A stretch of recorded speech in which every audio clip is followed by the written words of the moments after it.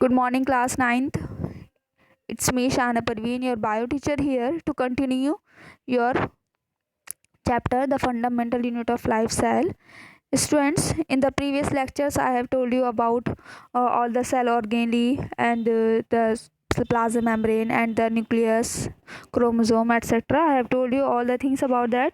And today we are going to discuss about prokaryote and eukaryotic में जो difference होता है, एनिमल सेल प्लांट सेल में difference, हम वो सब पढ़ने वाले हैं आज.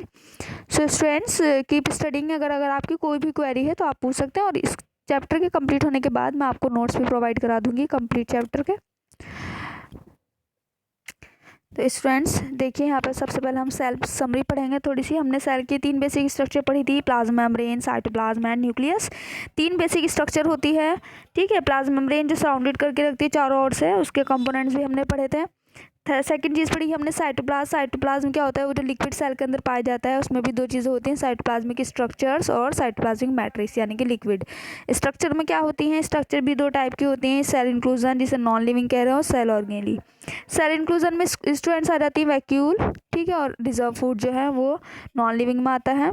और लिविंग में जो आते हैं बाकी सारे सेल ऑर्गेनेली जो भी हमने पढ़े हैं, endoplasmic reticulum, Golgi body, lysosome है, ठीक है, और पेरोक्सिसोम है, माइटोकॉन्ड्रिया है, क्लोरोप्लास्ट है, जो टाइप पढ़े हमने, ल्यूकोप्लास्ट, क्रोमोप्लास्ट, क्लोरोप्लास्ट, ये सब, ठीक है.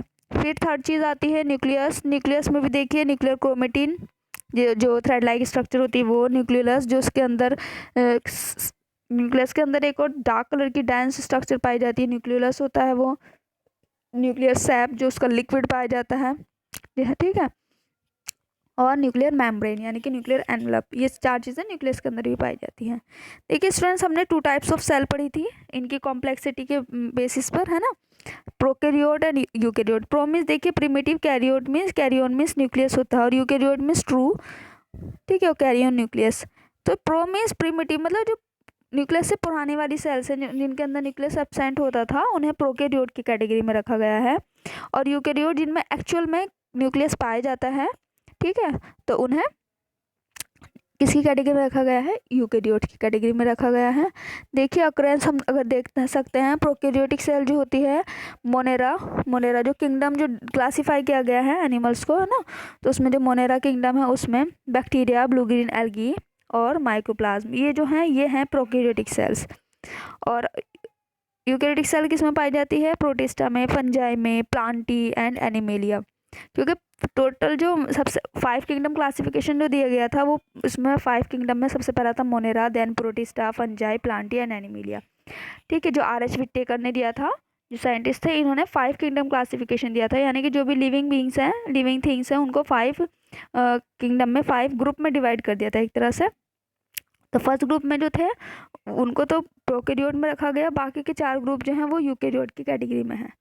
न्यूक्लियस की अगर हम बात करते हैं, प्रोकैरियोट में इंसेपिएंट न्यूक्लियस पाया जाता है, जिसे हम एंड कॉल्ड न्यूक्लियोइड कहते हैं, यानी कि उसके अंदर न्यूक्लियस का एनवलप नहीं पाया जाता है, इसलिए इसे न्यूक्लियोइड कहा जाता है. क्रोमोसोम जो होता है सिंगल होता है नंबर में, सर्कुलर भी हो सकता है एंड डबल स्ट्रैंडेड DNA हो सकता है. नो न्यूक्लियर मेम्ब्रेन होती ही नहीं है इसमें, ठीक है. यूकैरियोट की बात करते हैं, एक्चुअल में ट्रू न्यूक्लियस प्रेजेंट होता है, न्यूक्लियर मेम्ब्रेन भी पाई जाती है और न्यूक्लियोलस भी पाया जाता है. सेकंड बात करते हैं हम सेल ऑर्गेनेली, जैसे माइटोकॉन्ड्रिया, प्लास्टिड हुआ, ER, एंडोप्लाज्मिक रेटिकुलम हुआ, गोल्जी बॉडी, ये प्रोकैरियोटिक सेल में एब्सेंट होता है और यूकैरियोटिक सेल में प्रेजेंट होता है, ठीक है. राइबोसोम की अगर हम बात करते हैं, राइबोसोम प्रोकैरियोटिक सेल में पाए जाते हैं और 70S टाइप के होते हैं. ये इनका एक यूनिट होती है जिनका नाम है 70S, है ना. और यूकैरियोट में 80S टाइप के होते हैं राइबोसोम. सेंट्रियोल की अगर हम बात करें, प्रोकैरियोटिक सेल में सेंट्रियोल नहीं होता है, ठीक है, और यूकैरियोटिक सेल में सेंट्रियोल प्रेजेंट होता है, यानी कि प्रेजेंट इन एनिमल सेल में. साइज़ जो होता है बहुत छोटा साइज़ होता है प्रोकैरियोटिक सेल का, 1 से 10 माइक्रोमीटर में साइज़ होता है. और इसका यूकैरियोटिक सेल जो होती है काफ़ी बड़ी होती है, यानी कि 5 से 100 माइक्रोमीटर तक होती है. साइक्लोसिस यानी कि स्ट्रीमिंग मूवमेंट जो पाया जाता है साइटोप्लाज्म का, वो प्रोकैरियोटिक सेल में पाया नहीं जाता और यूकैरियोटिक सेल में पाया जाता है, ठीक है. यहाँ आप डायग्राम में भी डिफरेंस देख सकते हैं स्टूडेंट्स. देखिए अगर हम बात करें सिर्फ प्रोकैरियोट यूकैरियोट, ये दोनों ही एनिमल सेल प्लांट सेल दोनों ही यूकैरियोट है. प्रोकैरियोट में बात करते हैं हम, देखिए यहाँ न्यूक्लियस है, यहाँ न्यूक्लियस नहीं है, ठीक है। तो इनके बेस पे भी आप इन्हें आराम से बता सकते हैं। चेन ऑफ रेस्पिरेटरी एंजाइम पाए जा रहे हैं, फॉस्फेट ग्लोब्यूल है, आरएनए ऐसी ही है, ठीक है। प्रोकैरियोटिक सेल में सेल वॉल है इसमें भी, और यूकेरियोटिक सेल में सेल वॉल दोनों में नहीं होती है, प्लांट में तो होती है लेकिन एनिमल में प्लांट सेल वॉल एब्सेंट होती है। सेल मेम्ब्रेन दोनों में है। सेंट्रोसोम सिर्फ एनिमल सेल में है, गोल्जी एपरेटस एनिमल सेल में है, ठीक है। न्यूक्लियस दोनों में ही पाया जाता है, न्यूक्लियोलस भी दोनों में है, न्यूक्लियोप्लाज्म भी दोनों में है, साइटोप्लाज्म भी दोनों में है, देखिए माइटोकॉन्ड्रिया भी दोनों में है, वैक्यूल जो भी दोनों में है। लेकिन एनिमल में वैक्यूल जो होती है छोटी होती है, देखिए प्लांट सेल में वैक्यूल बड़ी होती है, और बाकी सारी सेल ऑर्गेनली जो है किनारों पे पहुंच जाता है इनकी वजह से, और क्लोरोप्लास्ट से प्लांट सेल में होती है। तो ये देखिए डिफरेंस आपको इन डायग्राम के थ्रू भी पता चल चुका है, डिफरेंस कि कैसे किस तरीके से डिफरेंस है इनमें। और देखिए ये major difference plant cell animal cell का अलग से बताया गया है। मैं अभी बता ही चुकी हूँ आपको, सेल वॉल प्लांट सेल में जो होती है प्रेजेंट होती है, एनिमल सेल में प्लाज्मा मेम्ब्रेन ही होती है आउटर कवरिंग, है ना। प्लास्टिड इसमें प्रेजेंट होती है, यानी कि क्लोरोप्लास्ट वगैरह इसमें होती है प्लांट में, लेकिन एनिमल में नहीं होता है। वैक्यूल एक ही होती है, सिंगल लार्ज सेंटर में पाई जाती है, और इसमें बहुत सारी होती है एनिमल्स में। सेंट्रियोल इसमें एब्सेंट होते हैं, इसमें प्रेजेंट होते हैं, ठीक है। न्यूक्लियस जनरली एक्सेंट्रिक यानी कि सेंटर से थोड़ा सा हटा होता है, और एनिमल सेल में अगर हम बात करें तो जनरली सेंट्रिक यानी कि सेंटर में ही पाया जाता है। माइटोकॉन्ड्रिया की बात करते हैं, नंबर में कम होते हैं, और हमारे में बॉडी में नंबर में ज़्यादा होते हैं एनिमल सेल में।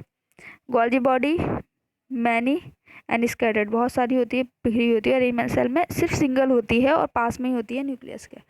तो देखिए ये सारे डिफरेंस है, होती दोनों में ही है। गोल्जी बॉडी की बात करें लेकिन एनिमल सेल में एक होती है, प्लांट सेल में काफ़ी सारी होती है। देखिए गोल्जी बॉडी, माइटोकॉन्ड्रिया देखिए इसमें भी।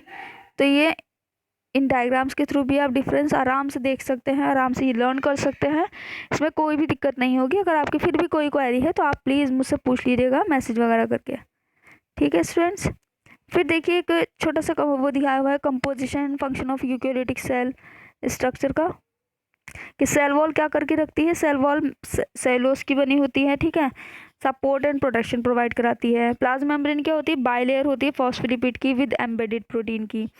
फंक्शन क्या होता है, सिलेक्टिवली पैसेज होता है, यानी कि सिलेक्टिवली परमेबल मेम्ब्रेन कहा जाता है इसे, क्योंकि वो करवाती है मॉलिक्यूल्स को in and out of the cell. Nucleus क्या करता है, न्यूक्लियस का nuclear envelope surrounding the nucleoplasm, chromatin and nucleoli होती है इसमें। ये क्या करता है, control of growth and reproduction करवाता है। न्यूक्लियोलस क्या करवाता है, concentric area of chromatin RNA protein होता है, ये राइबोसोम का फॉर्मेशन करवाता है। राइबोसोम क्या कराता है, राइबोसोम किसका बना होता है, प्रोटीन एंड आरएनए कि दो सब यूनिट से मिलकर बना होता है, ये प्रोटीन सिंथेसिस कराता है। एंडोप्लाज्मिक रेटिकुलम क्या कराता है, मेम्ब्रेनस फ्लैटेंड चैनल होता है एंड ट्यूबुलर चैनल होता है, ये भी सिंथेसिस एंड मॉडिफिकेशन कराता है प्रोटीन का और अदर सब्सटेंसेस का, एंड ट्रांसपोर्ट करता है वेसिकल फॉर्मेशन के थ्रू, ठीक है। रफ ईआर क्या करवाता है, studied with ribosome, rough ER के ऊपर राइबोसोम प्रेजेंट होता है, ये प्रोटीन सिंथेसिस कराता है। स्मूथ ईआर के ऊपर राइबोसोम नहीं होते हैं, वो लिपिड की सिंथेसिस कराता है। गोल्जी एपरेटस क्या कराता है, स्टैक ऑफ मेम्ब्रेनस सैक्यूल, ये प्रोसेसिंग पैकेजिंग कराता है मॉलिक्यूल की, ठीक है। वैक्यूल क्या कराता है, मेम्ब्रेनस सैक है, स्टोरेज कराता है सब्सटेंसेस का, ठीक, यानी कि फूड वगैरह का। मेम्ब्रेन लाइसोसोम क्या है, ये मेम्ब्रेनस, ये भी वेसिकल कंटेनिंग डाइजेस्टिव एंजाइम होते हैं इसके अंदर, ये इंट्रासेलुलर यानी कि सेल के अंदर ही डाइजेशन कराता है। इन माइटोकॉन्ड्रिया इनर मेम्ब्रेन क्रिस्टी पाई जाती है विद आउटर मेम्ब्रेन, ये सेल का रेस्पिरेशन करवा रहा है, ठीक है। क्लोरोप्लास्ट क्या करा रहा है, इनर मेम्ब्रेन है, ग्रेना है विद डबल मेम्ब्रेन, ये फोटोसिंथेसिस करा रहा है। सेंट्रियोल क्या होता है, 9+0 का अरेंजमेंट माइक्रोट्यूब्यूल का एस्टर्स बनाता है सेल डिवीजन में, ठीक है स्टूडेंट्स। तो बाकी अगर आपकी कोई भी क्वेरी है, कुछ भी आपको लगता है रह गया है, कोई भी चीज़ आपको समझ में नहीं आ रही है, कुछ भी आप प्लीज़ पूछ लीजिए मैसेज करके, मैं आपको डेफिनेटली आपकी क्वेरी का रिप्लाई करूँगी। बाकी देखिए अच्छे से पढ़िए इस चैप्टर को, फिर भी दिक्कत आए तो प्लीज़ पूछिएगा ज़रूर। आज के लिए इतना ही, बाय।